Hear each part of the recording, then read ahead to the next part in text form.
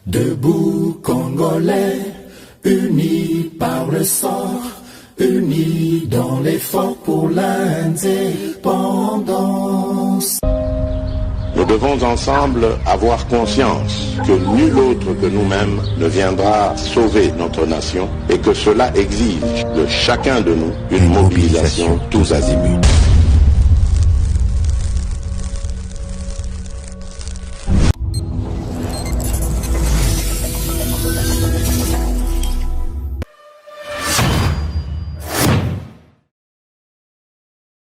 Boye malamu na GCAM télévision, fidèles abonnés, chers internautes, bipa union sobozwami à travers République démocratique du Congo, pe à travers Mokili Mobimba, Samba Olonga, apesibino matondo mingi ndenge boponi, bonne fréquence, ou ezali fréquence ya ba éclairé à travers émission Debout Congolais. Vraiment bon week-end na bino ndenge boza kokoba kaka na kolanda etando na bino ememela bino basango elongo na mwana mboka Samba Olonga tuyeba pe ete justice ya Nzambe ekorataka ta mokolo moko te, justice ya Nzambe moto moko te aishapaka na contrôle nango ezala Kagame ezala ki que ce soit et pas ya Nzambe biso nyonso tozalaka na se tolekaka biso nyonso ne sambiselo mabe yo kosalaka soko kanti bato baza komona oteyeba eza na lisu oyo eza likolo ya misu nyonso ezomonaka yo kaka tôt ou tard tu finiras par payer les prix pardon de tes actes même oyo salaki ya kobombama yeba ngo kofuta ngo na mpoisa. Toké na lombango na actualité ya mokolo lelo toujours à l'est de la République démocratique du Congo et singeli to ba été ba FARDC na biso ba reprendre contrôle ya Nirangongo Mobimba pe ba botoli Kibumba na maboko ya ba terroriste ya M23. Nous parlerons na ba colline ya Kanyambuki Mushushwe nyonso na territoire ya Nirangongo ezali sous contrôle ya armée régulière, ba combat ezali ko se poursuivre ba wazalendo bazolanda na ba profondeur na périphérie ya Kitanga ko continuer ko bunda na ba terroriste ya M23. Il faut te ba pete mukola lelo basuko ipe esali musala na yango selon les renseignements bazali kotalisa ete recul ezali makasi na armée rwandaise bazali ko regretter vraiment bâtir avec précision baza surpris na ba position na bango par les avions militaires ya FARDC na ba force spéciale au baza ko continuer ko dénoncer. Nous irons au front pour parler de cette actualité. L'actualité toujours en parlant des terroristes du M23 et Sengeli Petoye Bake ba information ezako komela biso ke rébellion moko pe ezali ko botama na est ya Rwanda ezali moko ya ba inquiétude ya ba service ya sécurité rwandais pe Kagame yemoko.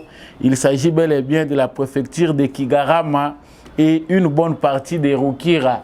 Donc ndenge ka ezaka na est ya République démocratique du Congo na est pe ya Rwanda, il y a des signes qui ne trompent pas ezali ko lakisa ke présence ya ba rebelle ezali et que armée rwandaise azali na ba stratégie ko linga ndenge nini ba kokipe ko andiguer crise wana ezali pene na frontière na bango na Tanzanie. Toujours l'actualité na biso toko lobela policière oyo azalaki arrêté na checkpoint à cité de l'OIA et pas le président de la République Azalaka avec un revolver, plusieurs chargeurs, un canif au niveau du checkpoint de la cité de l'OIA. Azali assistante ndenge ba information zali ko pesa assistante, il y a diplomate américain accrédité à Kinshasa. Question qu'on se pose à kende ko lukanini na présidence de la République armée lourdement batinda qui est en mission à kende ko lukanini sécurité à président de la République. Est-ce que le président Azali en danger? Moi, je suis en train lukanini. Est-ce qu'Azali a raison valable que Kosala qui a se retrouvé kuna nyonso wana l'actualité na biso tozali ko lobela yango toko suki sa na likambo oyo ya traitement ya ba contentieux ya candidature na cour constitutionnelle. En tout cas ba avocat ya cette kikuni baza ko se dire ba lobi baza déçu vraiment na procédure ndenge cour constitutionnelle azali komemela makambo azali ko rejeter l'accusation ministère public azali ko rejeter l'accusation oyo ezali formulé contre Félix Tshisekedi pour la likambo ya Kombo. Premièrement aza ko senga irrecevabilité pour na mai etali date oyo le 23 bakendaki ko déposer requête na bango pour na ko invalider candidature ya Félix Tshisekedi, mais bango bazali pe ko continuer toujours ko soupçonner que pourquoi les mêmes 23 ezali pe date oyoyo bakendaki pe ko déposer pour na makambo etali invalidation Moïse Katumbi. Pourquoi la Cour constitutionnelle n'a pas agi de même masepeli kolobela likambo ya Moïse Katumbi? La question mususu batu baza ko tuna, est-ce que avoir la nationalité congolaise fait d'office qu'un Congolais, quelqu'un qui est naturalisé congolais ou bien quelqu'un qui a la carte d'identité congolaise devienne directement originaire de la République démocratique du Congo? Il y a des Tutsis au Congo qu'on considère comme des originaires rwandais, mais qui sont des citoyens congolais qui réclament la question des origines. Ils se disent originaires du Congo. Est-ce que différence est koki kozala bato baza ko lukabaye ba nini penda? Est-ce que bokesenezalité entre citoyens originaires na citoyens non originaires lorsqu'il faut qu'on postule?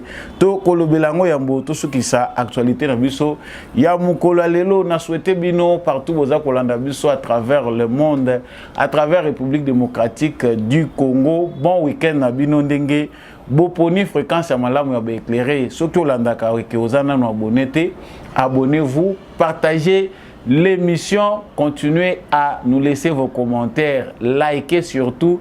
Voisin paye ba ke éclairage les cas qui awa ba pelisaka mwinda pona kotia ngona se mesa te ba pelisaka mwinda poete ezala likolo ya mesa po éclairer ndako mobimba. Souci na biso ezalaka que Congolais nyonso ayeba bosolo ya maye eza koleka na politique topé na actualité ya République démocratique du Congo. Na lombango na zongi na actualité na bino ndenge na uti ko talisa yango na sommaire. Esengeli toyeba ete bitumba ezali kokoba na est ya République démocratique du Congo bawazalendo na armée na biso République démocratique du Congo bazali déterminé pour na ko récupérer ba territoire na biso mabele na biso ezali na mboko na maboko ya bapaya armée rwandaise au tobengi M23. Mukola lobi to pesa ki bino actualité comment makambo se déroulaki lelo na moment nazali koloba pendant que je préparais cette actualité information malamu et pesingai souffle que en tout cas bandeko na biso bandima kolata tenue pour na conserver drapeau bandima ko pesa ba vie na bango baza ko sala musala ya kitoko après frappe ya makasi uta tongo elelo information ezali ete kibumba ezali repris ezali mobimba entre ezali na maboko ya FARDC tant tozali koloba kibumba toyeba pete camp militaire ya FARDC ezalaka kuna mais ba rebelle ba komisaki yango basio na bango ezali base munene oyo bango bakipaka parce que ceux qui baza na contrôle total ya kibumba baza na facilité ya ko se ravitayaka en armes, munitions et personnes. Donc ceux bazo contrôler axe wana ya kibumba, c'est-à-dire eza vers Rwanda. Donc minduki kolongwa nango eza ko ya kokota wana parce que nzele ezali ezo facilité bango baleka. Lokola kibumba zongi na maboko ya FARDC c'est que source monene moko ya ba source na bango ya ravitaillement ici kawapi bakozwaka renfort noki ezali récupérer entre armées na biso, c'est une très bonne chose. Bitumba ezaki makasi uta tongo na Nirangongo Kanyambuki na bakolini ya Kanyambuki na Mushushwe nyonso wana dans les territoires de Nirangongo ezali pe sous contrôle ya FARDC na biso. Kasi sango kitoko toza nango eza que tolobaki que moni bandeko belé baseki balobi chaque fois bino robandaka kozwaka ba photo bolakisaka bato avec signe de faiblesse. Nous déplorons tous que notre ministre de la Défense et ministre des Affaires étrangères puisse présenter des preuves et pas y a ba diplomate, il y a présence, il y a ba militaire rwandais ndenge bazali koya koruer na sol congolais en renfort à l'air branche qu'on appelle M23. Bisous tous appels pour critiquer bango tout le bien en tout cas nous ne serons pas là à pleurnicher chaque fois que nous avons le prix na bango. Mais néanmoins le bon sens nous oblige à considérer aussi les côtés importants de cette diplomatie là qui consiste à étaler toutes les erreurs, toutes les actions commises par les régimes sanguinaires de Paul Kagame. Et ça a un plus ezali ko ajouter na bitumba oyo ezape ko bundama sur terrain parce que ba front eza ebelé sur le plan diplomatique front ezali boza ko mona ke Kagame azo sala nyonso na ba diplomate na ye pour que les Nations Unies a continuer ko nier ba fait et il travaille toujours avec ba réseau et a travaillé nango depuis longtemps bango baza na kati ko mona l'importance de cet angle là pour ceux qui ignorent la démarche faite par Félix Tshisekedi. Atato matin attention na biso to komi nangoti na 100. La démarche diplomatique reste aussi très importante et plus importante et qu'on faire gagner biso certaines batailles sans que to l'elisapé mando d'une certaine manière. Donc ba fait oyo biso tozali ko présenter musala oyo Rwanda za ko sala na République démocratique du Congo. Ndenge bazali ko présenter ango chaque fois na gouvernement na biso ndenge président aza ko continuer ko dénoncer biso toza ko lobela agression ya Rwanda eza ko fragiliser batu oyo baza à la base ya complot international contre le Congo. Donc nous ne pouvons pas quelque part minimiser la diplomatie telle qu'elle s'est faite parce que nous avons eu pendant 18 ans absence totale, il y a politique moko, il y a diplomatie moko claire par rapport à l'agression avec les Rwandais. Voilà pourquoi certains concluent, Bisson Stoza conclure d'ailleurs, que Joseph Kabila était bel et bien là pour faire les lits à l'agression rwandaise, faire les lits à l'infiltration des institutions congolaises. Voilà pourquoi il n'a pas pu mettre en place une diplomatie solide, capable de contrecarrer ces complots internationaux. Oyo ezali résumé na ba acte Kagame azali ko poser en toute complaisance face à la communauté internationale. Mais pona makambu ya ba militaire bayaki yao. Sango yo ngana sepeli na nguna mukolo lelo ezali ke tout le monde a kaka ba publier ba photo, omoni ba kangi ba militaire rwandais ba na sol congolais, moni ba rwandais baza ko publier ba photo ba lobby les images des armes FARDC, ceux qui trahison et salami pour bango bazalaka pe na ba généraux na bango na ba colonel na bango oyo bazalaka wa toujours en train de trahir la patrie. Soka kufi awa boyoke bembe bakomi kokende kolelango na ngambu na Rwanda. Mais général ya Congo muta kufi abazo réclamer bembe na ye na Rwanda. Vraiment absurde toujours oui ba ko fixer en côté. Mais tanda que bazaye ko bunda lelo bako bakanisa que c'est le fait eza que botala ressources likolote so bozo bunda bitumba na se lokola balobi c'est le fait bis bango bazo continuer ko bunda bango bazo ko continuer ko provoquer ka balobi te faire d'essayer à ko banda ko observer c'est le fait ba ebisaki bango ke e kozala sans effet te boye ba ke conséquences e kozala.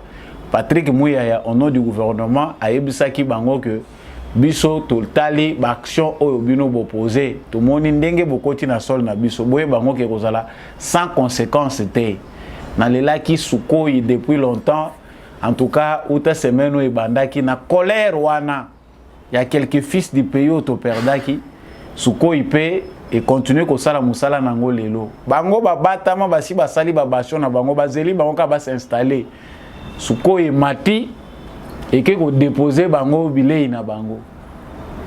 C'est facile. Na bande kona biso ba Rwanda oboza ko landa ka boyoka ka lingala bien. Vous qui nous écrivez, de communiquer avec nos frères qui sont au Rwanda, il faut faire quelque chose.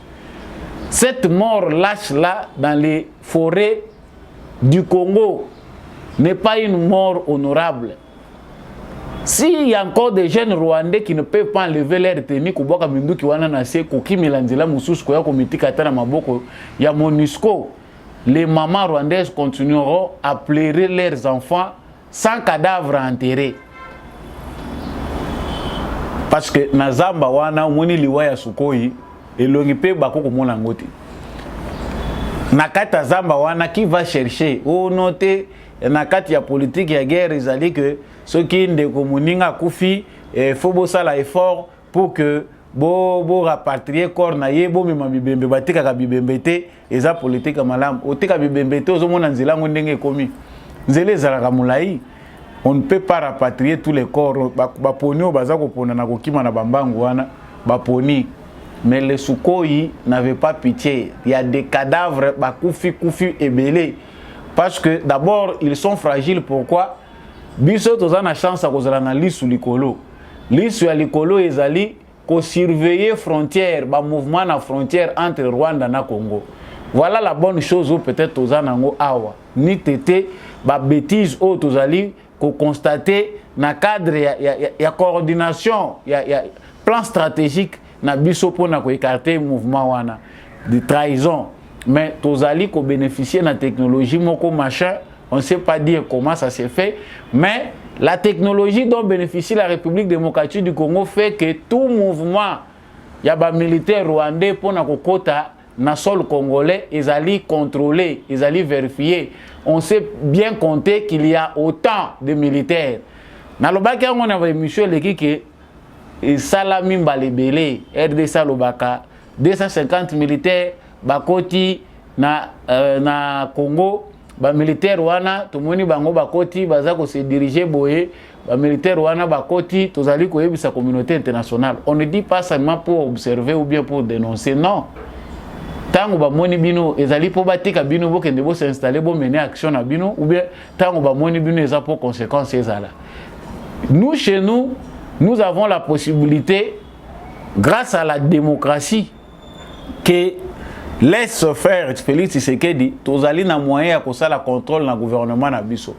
Kolandela ba moyen ndenge ezali ndenge guerre ngo ezali mener kosala ba critique. Mais au Rwanda ce n'est pas le cas. Quand on perd 200 militaires dans les forêts de la RDC, Kagame fait tout pour étouffer l'information. Aucun média rwandais ne peut parler des morts.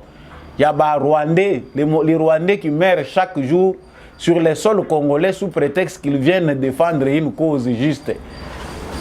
On ne va pas, ils ne seront pas enterrés là-bas en honneur. Sauf quelques généraux, quelques colonels. Moi, fil de tête, oyo, bakokufa awa na sol congolais. Akekuna ba enterré bango et Chili. Et quand ils les prennent à Zagotina bango na Congo, azo promettre bango ba somme colossale, non, même à Tao Koufi, on va donner l'argent à votre famille. Ils ne donnent rien. La différence entre le régime de Paul Kagame et Félix Tshisekedi, c'est que chez Félix Tshisekedi, tout le monde a le droit de parler. On a une société civile, on a des responsables locaux, Tozali n'a pas responsables politiques, l'opposition en parle. Mais au Rwanda, qui va parler? Soko Koufi Okei na yo pete. Ya on tozako loba lelo tant tozako loba wa. Ba mona ki ba mouvement na bango, ba calculer bango, ba zeli bango ba s'installer. Allez. Ba nyati bango. Donc, les morts d'aujourd'hui, ils ont un cadeau pour nous reprendre le contrôle de Kibumba. Et nous pensons clairement que le gouvernement de la RDC, tout en espérant des sanctions de la part du Conseil de sécurité des Nations Unies, de la part de la communauté internationale, ils ont important. Gouvernement de la République démocratique du Congo, EZOA, peut déjà la stratégie lolenge sengeli. Parce que quand on dit que esa stratégie, cette stratégie là ne va pas peut-être il y a des gens qu'il faut écarter de la vraie stratégie. Tellement que trahison et l'équipe mingi ezana batu oyo bo sali pe likambo bo bongisi yango bo tie bango te au courant. Les Rwandais nous surveillent chaque stratégie bango pe baza ko analyser yango. Na sala qui analyse moko mukola lobby eza ko révolter biso nyonso. Qu'est-ce qui fait qu'un petit pays avec un effectif militaire bien connu inférieur à l'effectif des militaires de la RDC peut-être de 5 fois ou 6 fois les lorsque to bakisina ba recrute aux ana bangwa ba nouvelle recrue.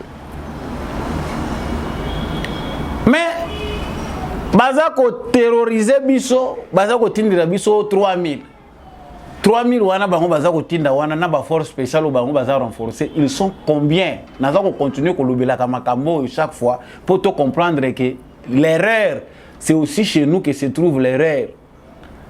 Tant on a ko beta c'était ko lobana likambo, on ne sait pas si notre stratégie d'État évalue la déstabilisation de la trahison de certains militaires. Comment certains militaires ont pour vocation de déstabiliser nos frères qui ont le sens du patriotisme. Et dans les militaires de l'armée congolaise, ils n'ont pas dans leur âme l'amour du patrie. Namité manabango vocation à servir Congo exacté. Bayebe loko nini bango baya ko luka na armée congolaise. Mais des gens comme ça, quand on les identifie, procédure ou pas, on cherche toujours des moyens de les mettre de côté. Mais pourquoi procédure kozalaka kaka moulaï, bosali stratégie o kingandi a trahir, bosali bo déjà bosi bo bongisa ki bien, bo kaka o kingandi a trahir. Chef d'état-major Isengeli Olamuka. Isengeli Olamuka po phénomène wazalendo e bandi très bien. Na Kinshasa biso peto bainda ko beta maboko tulobi wazalendo tina Kinshasa. Pour mouvement Oyo, ezala état d'esprit que ces patriotes que nous voulons tous défendre, Bazamakasi, qui sont forts pour défendre la patrie, ne soient pas seulement des patriotes de l'Est du Congo, mais soient des patriotes sur toute l'étendue du territoire national. Pas pour commettre des actes barbares, mais que ce soit des patriotes au Bazali qui commettent des actes héroïques. Oui, quand on a l'histoire, voilà. Nous avons eu des citoyens, nos parents, bazalaki batumoko digne, fiers, ba défendant qui patrie ceux qui comme les ezali, bazape kotanga bango bakomo. Mais ce ne sont pas des traîtres qu'on doit chaque fois continuer à garder. Biso tozako lo ba stratégie, gardons-les, bozoko continuer ko pesa bango ba poste. So ki biso possibilité ezalaki ke batu mususu na armée na biso to tcha bango na sud, mbele to tcha bango na sud to avancer. Démocratie quelque part ezali pe na bafai nango na ba limite nango. Donc la démocratie a ses limites. On ne peut pas tout mettre en action sur base de la démocratie. Sinon pas le pays part en péril. Même aux États-Unis, la démocratie ne s'applique pas à 100%. Faute de démocratie, nous sommes un État en guerre. La guerre nous coûte très cher. Nos patriotes meurent, nous perdons beaucoup d'argent. Mais il y a déjà regardé leur discours. À cause de la démocratie, ils sont payés de l'extérieur pour déstabiliser d'autres citoyens. Ils sont des agents de la désinformation pour affaiblir le moral à Congolais, pour créer des ordres dans l'opinion publique congolaise. Vous l'aurez bien compris, Basango ya mukula lelo ezalaki kitoko. Naza ko continuer l'information morope tosili kozwa awa oyo biso nyonso sengeli to landa penda na bokebi nyonso. Donc, ndenge ezalaka na Rwanda, le Rwanda est trop fier de sa déstabilisation de l'Est du Congo. Nasina lobaka mukolo moko bandeko bazolanda na lobi, moni makambo oyo po kimia ekota na Congo, il faut eloko moko esalema na Rwanda. Le mal va commencer à l'intérieur du Rwanda. Ceux qui peuvent na Rwanda, basibir peine fisque un moment, oyo ezako leka na Congo. Nous allons trouver vraiment une occasion. C'est à ce moment-là que nous allons bien profiter pour mettre fin au régime de Kigali. Le Rwanda a des citoyens marginalisés. Ces marginaux-là sont des Hutus.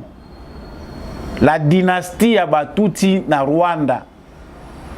Empire na bango tutilant o ba créaki, ba lobi ke kosuka kaka na Rwanda te, il faut qu'il y ailleurs. To diriger Afrique centrale nyonso ezala sous contrôle na biso. L'objectif ezalaki ke bango bazala ba mettre Afrique centrale, Rwanda ezala ka bango na bango. Vous verrez l'inégalité au ezali na ba partage ya ba fonction na Rwanda. Pour Kagame, le Hutu reste ses ennemis, il a plus confiance en ses frères. Mais na moment où tozali koloba Kigali déjà fuite en avant, c'est comme déjà Rosala. Peine oyo Kagame azanango ezali que il y a des jours, ça fait 2 ou 3 jours, oyo préfecture ya Kigarama ezana maboko ya ba rebelle et une bonne partie ya Rukira. Qui sont ces gens-là? Banani wana ba créer nini wana situation wana ezali na est ya Rwanda. Oyo eza ko préoccuper mingi Kagame parce qu'il est fort. Il a mis beaucoup de moyens. Mbongo nyonso azaye copier ba dividende ya déstabilisation à est ya Congo et puis si Kagame mbongo ebele et qu'il met autant de paquets dans les renseignements. Mais il ne savait pas que au sein de son armée aussi, il y a des gens qui ne sont plus d'accord avec lui. Bango ba moningaga ba sutuki kaka kena kwa moko kuna mulongo ya ba soda pe komi ko matakuna. Mais qui sont ces militaires là qui peuvent balobi nin parce que pour étouffer information en Rwanda c'est simple, les Rwandais vivent dans la peur comme en Corée du Nord. Et l'eau est kaka na Kagame ezakaka a se déclarer le rôle King Dong soki King Dong Yurun soki King Dong nini ba benga kuna kuna ataba monyo moi simple photo kangi risque ezali au perdre vie na yo. C'est ça qui se passe au Rwanda. Mais il y a naissance, il y a l'ocobison sto banda kozela. Kagame c'est quelqu'un qui doit goûter aussi du mal qu'il fait aux autres. Le rôle là comme ici est à Congo théâtre à désordre, il doit aussi y avoir quelque chose. Mouvement Oye Bandi depuis l'année passée, Azako étouffé yango, il a arrêté plusieurs officiers militaires. Oyo yé azwaki que Bangonde Mutubazali à la base il y a mouvement wana. Au début de cette année encore, il y a eu des officiers militaires qui ont été arrêtés. Tant que ça koloba ozana ba militaire oyo a kotisaki na ba boloko sans jugement sous prétexte que Bango Mutubaza à la base il y a mouvement oyo ya rébellion ezali ko se créer na Rwanda. Et de murmures continuent à aller bon train na kati armée rwandaise. Ce qu'il a fait pour se sentir en sécurité, toyebi yango tolobeli yango mingi na ba information uta il y a 3 mois, 4 mois passés, 5 mois, je peux aller plus loin, a changé équipe na ye ya garde na ye rapproché a mwana na ye na garde républicaine, même na conseiller na ba conseiller na ye a kotisi mwana na ye ya mwasi, il a changé a longoli ba officier ya kala nyonso oyo ya travailler ki na bango banda kala a longoli bango na armée. Ba mususu a retraité bango, ba mususu a tie bango pembeni a remplacer na ba oya sika. C'est ça le début, il y a fragilité à constater déjà que bateau on a travaillé na bango mingi, basi ba yebi faiblesse na ngai. Et c'est à travers bango que bako kozwanga facilement. Loko la moni déjà qui a zo bunda guerre moko, ils a déjà perdu d'avance, mais vaut gagner du temps. Et c'est là comment les gagner, il faut na changer na nos équipe. Ba ope bazali banda, bayana nukokota. Bango bakozala plus loyaux que bateau na sina umeli na bango basi ba comprendre le danger. Parce que les toutis sont comme ça, ils ne peuvent pas te dire la vérité. Un peu comme lâche d'apparence, mais au fond, et ils se préparent dans le mal. Yango yemoko azako regretter, yemoko Kagama lobi nazako regretter d'avoir vécu avec vous. Boza ma bébino.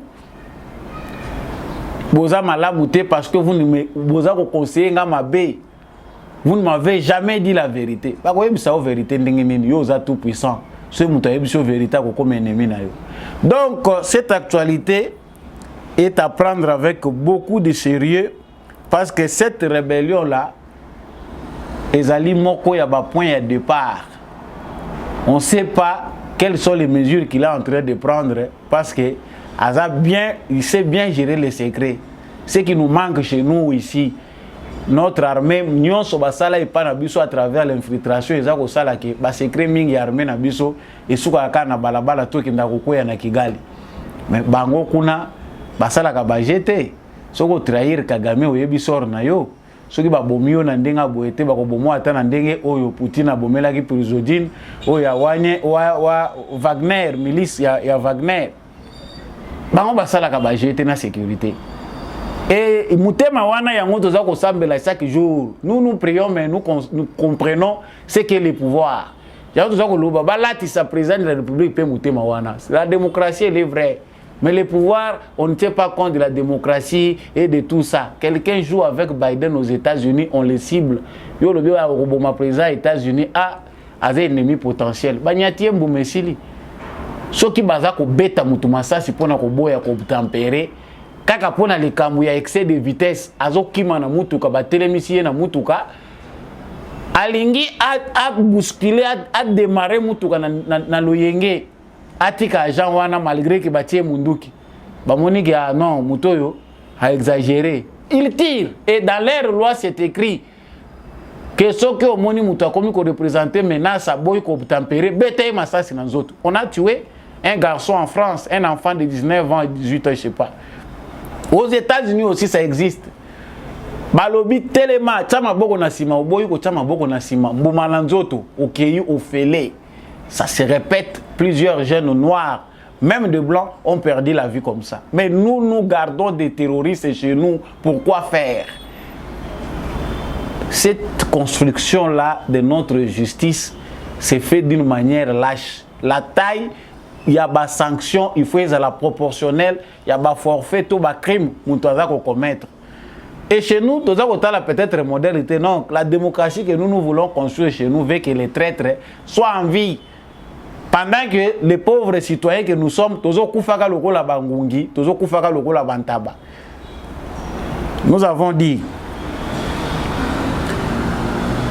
Sango mususu toza kolobela awa ezali ya policière oyo ndeko mwasi boza komona ne lili nde kangie na biloko bozali komona ba revolver ba chargeur ebele na ba masasi na kati bomoni ke mundiki na ye wana pe eza professionnel bazue wapi na niveau ya checkpoint ya cité de l'OIA to yi madame place cité de l'OIA ezali président Zalaka kuna. Selon les renseignements, elle serait assistante d'un diplomate américain accrédité à Kinshasa.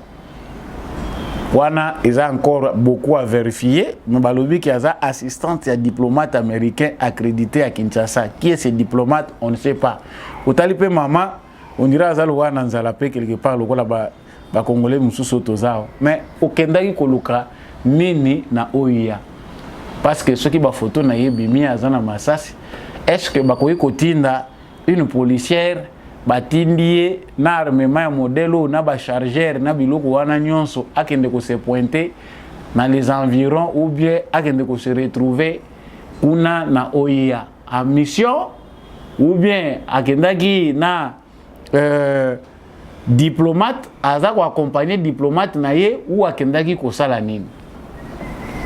Qu'est-ce qu'il est allé réellement faire là-bas avec tout cet armement? Est-ce qu'il est possible que ceux qui sont policiers commis peut-être d'office na protection, il y a diplomate, il faut attendre l'armement, il y a modèle Ouana. Et qu'est-ce qu'il viendrait faire peut-être dans les parages et environnement ici qu'à président Zalaka? Azana bakisi, batinda kiaya komekananu pour battre la vigilance, il y a garde to balingaki nini. Tout pousse à croire que des scénarios Yamabe ezali ya ko éviter pour la vie à Tshisekedi Félix. Nous savons avec foi que le président de la République, Batante Mbala Ebele, étant président de la République, il sera toujours tenté des scénarios ya bateau bazali ko s'opposer na ye que bango bazali ko kanisela ye liwa tozala na lumumba mususu to pe musée Laurent Désiré Kabila mususu to si to yebi mitema ya bato. Il y a des gens qui ne font pas de calculs par rapport aux élections.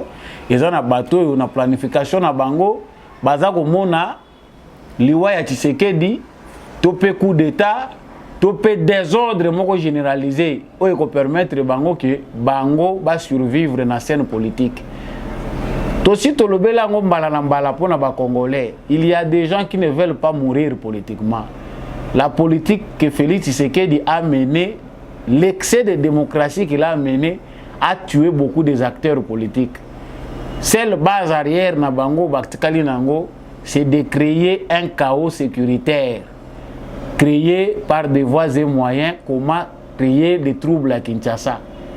Ba information tozwa qui ya activiste moko ya mouvement citoyen azako lobaki azali a un échange na John Numbi bazako luka ndenge nini bakoki ko créer ba mouvement bato yo baza influent bakoki ko mela bango bato pour ba mener mouvement na bango eza à négliger. Et ça, ceux qui travaillent pour la sécurité du président na ba moi oyo tozali, il faut bayeba ko yeba nkolandela ngo malamu. Nous n'avons rien à apprendre à ceux qui ont pour spécialité la sécurité du chef de l'État. Mais na moment où tozali, même biki ya pamba mutu aza kokota nango na bureau chef de l'État, il faut que tala ngo peut-être ko tchango mupanzi. Le monde aujourd'hui est devenu ce qu'il est. Bali lelo ko kozala ta biki ya pamba. Ata sapato mutu atamboli nango e ko bongwa na mondoki. Toza na moment moko très sérieux et ça kosenga que des mesures importantes soient prises. Bato bazali kotala Congo, que ça soit na musika to pe na pembeni, bayebi que Tshisekedi c'est bel et bien le favori des élections. Qu'il y ait élection, Félix Tshisekedi va battre tous les candidats potentiels. Oh basi bamonani bazali na taille à faire face na Tshisekedi. Et les jeux se font partout. S'il y a quelqu'un à protéger dans l'aventure, à part au jeu démocratique ou les élections, s'il y a quelqu'un à protéger comme si on protégeait la stabilité de cet État, c'est Tshisekedi. Et ça, favoritisme était, et ça les Congolais doivent le savoir. Les vrais Congolais, les Congolais normaux savent que c'est évident. Mutuna menito yo, oyo soki to perdre ye, to tcheye de côté, mboko yo. Si on avait été déstabilisé, mais ça sera peut-être naïbité, tout le monde sango kombonini, tout le monde a dictionnaire, c'est Tshisekedi. On a le grand devoir de protéger Moutoyo. Parce que face au yakomi ko pesa ya makambo, il y a que nazana peuple et je dois défendre les intérêts de mon peuple, l'intérêt du peuple congolais est zali problématique. Ça se joue sur sa vie. Et lui, le fait d'être intégré a aidé pendant tout ce temps. Mais que la sécurité du président de la République est vraiment sécurité. Donc, s'il était dans les coups, parce qu'il y a même des diplomates, tant qu'on va murmurer dans le couloir, ils ne sont pas d'accord avec Félix Tshisekedi. On dit qu'il est têtu. Têtu parce que la recommandation il y a communauté internationale dans le moment où Tozali, Tshisekedi a accepté en côté. Toute la communauté internationale veut qu'il y ait un dialogue entre Tshisekedi et Kagame et d'office les M23. Le schéma qu'ils veulent nous amener au Yabango à solution, c'est toujours le statu quo qui veut qu'on accepte des Rwandais, des citoyens rwandais chez nous, sous prétexte que ce sont des Congolais qui revendiquent leurs droits et qu'on puisse les gérer chez nous. Comme à l'accoutumée. C'est quelque chose où Tshisekedi a teli mundelu azako yoka mutute auta nord auta sud est topé ouest ya mukili Félix Tshisekedi a liko yoka mutute et c'est dangereux pour un président de prendre une position qui va à l'encontre de cette communauté internationale criminelle. Ne comprend qui veut oya lingi koyoka akoyoka ndenge balobaka o azana mato ya koyoka akoyoka o azana mutema kobomba. À nous de prendre de bonnes dispositions et de savoir quelle est la position que nous devons prendre en tant que Congolais. Tosuki si awa na débat oyo ezali ko continuer toujours ko animer toile topé presse congolaise entre une coupure de presse étrangère de Jeune Afrique et un certificat de nationalité délivré par l'administration de la justice congolaise. Wapi thèse oyo Ekolonga. Tozali awa ko se situer dans les Kambouetali candidature ya Moïse Katumbi. Le dossier Félix Tshisekedi est vide pour certains. Déjà to juger kango lokola théâtre parce que s'il faut aller invalider Tshisekedi OK Kolanda Tshisekedi na nini ya Kombo Félix Tshisekedi Chilombo Félix to Chilombo Tshisekedi Félix o biso to yebaki na Chilombo Tshisekedi Félix Antoine, ce n'est pas la même chose. Antoine Wane Wutiwapi, un débat sans sens. Mais ok, pena droit. Au lieu même avocat oyoyo, bakoki atako bimisa makamba malonga, biso bato to sali droite, to landa pe to zoata mwalite ya, to s'inspirer pe ata na débat wana po ifongola biso mayele. O memeli biso niko mayengele. La plupart des observateurs regrettent le choix de cette Kikouni. On comprend qu'il avait voulu faire du théâtre pour avoir le buzz. Parce qu'il devait se choisir un avocat qui a quand même des compétences. Quelqu'un qui peut être présentable même dans sa profession. Tant que la Nico Mayengele, on voit que le théâtre de Fayoulou derrière. On ne voit pas des choses sérieuses se passer là-bas. Ba avocat ba yebisi toko bakisa kuto atana fati beton ou bien mu kwantombolo toko bakisa. Eza problème te. Ba kombo na biso ba tenaka nango rigueur. Non poste non. Prénom et yego yana sima. On peut ajouter les sobriquets, tout ce qui reste, mais l'important ezali ba kombo misato mutazala kanango. Choko ya ye Antoine na ye ezalaki te. Adjongisi Antoine na yo lobité. Na mibeko il faut ba invalider. Faut chercher les bases. Et puis bo pesi yango na momanili. Ba pesi candidature ba pesi requête na bango pardon pour na invalidation à candidature ya Félix Tshisekedi pour usage ya faux combo pour akoko ya ko se présenter lisusu na 2028 à lobike ou ana se présenter ezalaki ngaité. Délai nanu oyo ba accordaka na mutu po ya ko déposer requête na ye que contentieux na ye par rapport à ndenge sengelaki bino bosi bolekisi yango boye le 23. Déjà batie bino de côté, ministère public à lobby, il n'y a pas moyen de recevoir une telle requête parce que déjà balekisa ki délai, irrecevabilité. Toye côté ya Katumbi, batu ya Katumbi baza spécialiste ya création ya bafo. Noël Tchani na ba avocat ya cette Kikuni ba déposer le même jour te. Bato baza ko falsifier ba document ya okende ko présenter ba lobi Noël Tchani avait présenté son document le même jour. Requête à Noël Tchani pour na ko invalider candidature ya Moïse Katumbi et côté le même jour te na oyo ya cette Kikuni pour na Félix Tshisekedi. Pour eux, ils disent non, la Cour a tranché 2 poids 2 mesures. Et ça a une façon déjà que ça déjà que Cour et Rosala pour Tshisekedi. Ceux qui se disent opposants ont déjà préparé un scénario. Mieux vaut le bakango déjà, bakongolo yo, ba yeba kité ou bien ba comprena kité makambo le kaki na 2018, ba yeba ngolelo.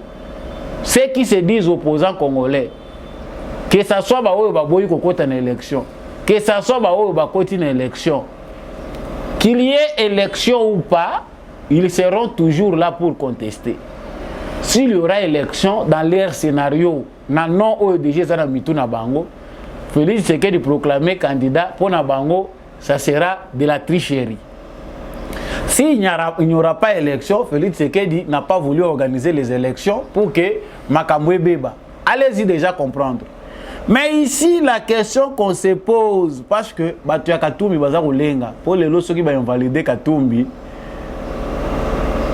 barobine kangami, nazo mona wa ndako moko boka okekoti, l'état mutua luka musala, place au le 30 ako kende kozwaka, Kashobwe gère beaucoup de familles. Atata mtoza koloba wana Kashobwe, c'est chez Tshisekedi on ne connaît pas vraiment la valeur de quelqu'un qui communique pour l'intérêt de l'autre. Mais na Kashobwe, ba yebi vraiment prendre en considération la communication. Moindre menace pour na bango bazwa kango vraiment. Voilà pourquoi ils ont transformé ce qu'on appelle les journalistes ici, c'est qu'un agent de la désinformation. Bazana bango nous sune loka ko sala tayebi que les 30 mois 2000 et bimagawana, les 30 mois 3000 et bimagawana. L'essentiel, bana basala moi ba tour na toilette, vu peso kende nango. C'est ça le travail pour lequel j'avais eu un diplôme. Et ça la balar mususa to zozwa vie ozo mona ki na zozwa vie, mais yo moko yebi que il n'y a rien d'intègre na kati. Naza lokola mutu moko musala yo moko za ko se reprocher que weza musala te. Je n'ai pas étudié pour faire ça. Mais eza musala o Katumbi ya ko sala. Donc, lui, il met du paquet pour ça. Si on invalide aujourd'hui, tu es du côté où il est là. Donc, on a beau ici, les Congolais, les 30, on va trancher. Est-ce que M. Katumbi sera gardé? Na sala ki analyse moko avana suki sawa na ibsabino eloko moko. Biso toza komona ngo simple candidature ya Katumbi. Katumbi sait qu'il ne gagnera pas les élections. Lui, Katumbi est conscient de ça. Il a choisi Katanga comme base arrière. Il sait qu'il ne sera jamais président. Lui, Katumbi, en a la certitude. Mais ce que veut Katumbi, c'est quoi? C'est son rôle. diviser nazala kaka wana na kati soki lelo ngai Katumbi va valider candidature nanga comme étant congolais biso ba congolais sengeli toye bango ki tikali pona libela ba kotuna bino tango azalaka déjà candidat siko bonibo créer lisusu ba loi tozomona ngweza maseki meza lokwa maseki te. On regrette qu'on a passé toutes les sessions parlementaires les loi où il y a des pères et des mères tout le monde est clarté dans côté ça se joue politiquement balobité ceux qui te tiennent au boyer communauté internationale à Kosilika aïe congolais tozalaka na kobanga banga l'échelle ne tombera pas. Kabila qui était connu par tous les Congolais pour un étranger, ce n'était pas un originaire congolais, mais à joie décision ba écarter Katumbi bango ne mutu ba komisa qui est congolais avec Tambwe Mwamba, mais ba écarter ye l'échelle n'a pas tombé. Tout le monde qui bateau nyonso baza ko filmer les lotés ba vimba ba pasuka rien, ils étaient calmes.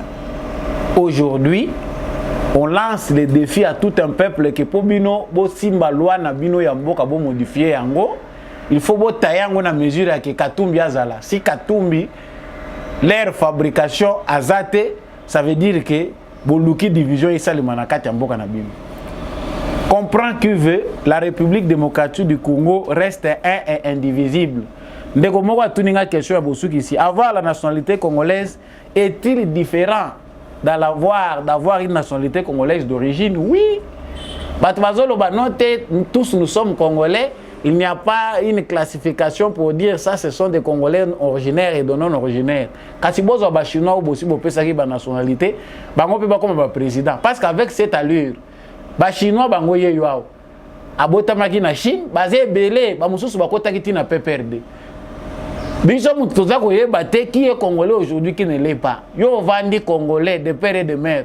Passeport à pas mozala kanangote. Mais les étrangers, les ceci, à partir de Salema, ils viennent, ils sont en ordre, ils ont la nationalité congolaise avec leur passeport. Ils voyager, ils vont profiter, ils congolais.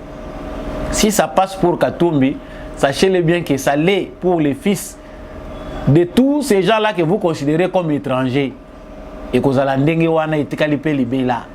Bana pe ba libanais ceux qui bomoni bango pe ba postuler pour ba comme ba président de la République et ça la bino pas cité. Vous n'êtes pas conséquent, vous ne comprenez pas votre passé.